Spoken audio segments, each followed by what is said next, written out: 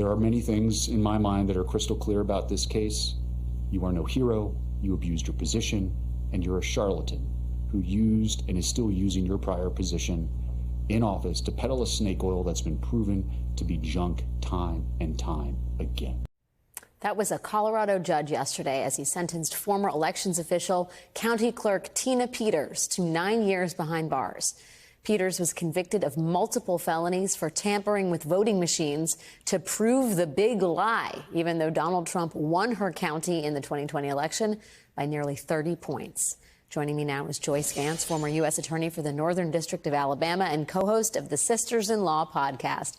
Joyce, thank you for being here. I think a lot of people have heard Trump's exhortations that he intends on pardoning January 6 rioters and could offer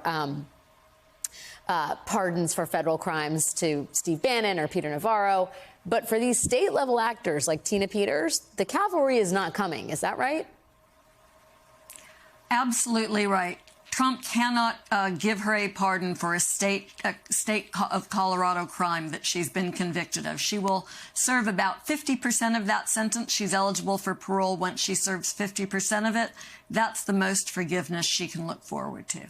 You know, in your experience as a prosecutor, I wonder how chilling or how much of a deterrent effect sentences like this, trials like this, you know, comments by the judge, how impactful that is in terms of, you know, warding off future crimes of a similar sort. And I think about that in the context of the 2024 election. You know, they really do have a deterrent effect, Alex, and I suspect that that was in the front of this judge's mind as he sentenced, because this was a defendant who did not admit that she had committed crimes, who didn't say that she was wrong to abuse the public's trust to try to prove Trump's big lie. And with the 2024 election already underway, that had to have been a consideration that he engaged in. He told her she was a danger to her community, and that danger comes in the context of future elections. From a sentencing, from a trial standpoint, when you have something that as high profile as this, the Tina Peters case in Colorado unfolding, the sentence that she's gotten, does that, I mean, I know justice is, you know, blind and so forth. There are similar fake electors plots, big lie, alibi, allies in their trials playing out in Georgia and Arizona and Michigan, Wisconsin. Do the judges in those cases look at what's happened in Colorado? How much is there sort of like, you know, our eyes on what's happening here as a potential precursor to what happens elsewhere in the country? Yeah, it's a really great question. You know, if we're thinking about sentencing, in federal sentencing, judges try to give defendants who engage in similar conduct similar sentences. There's an entire regulatory body of law called the Federal Sentencing Guidelines, and judges really do make that effort. So a judge in Colorado might look at what happens in Washington, D.C., and vice versa, but not so much in state court. And this sentence is long in large part because of the fact that she showed no remorse, but also because the judge there were separate charges that she was convicted on. And typically, the sentence for all of those charges will run consecutively. You get to, or rather concurrently, you get to serve them all at the same time.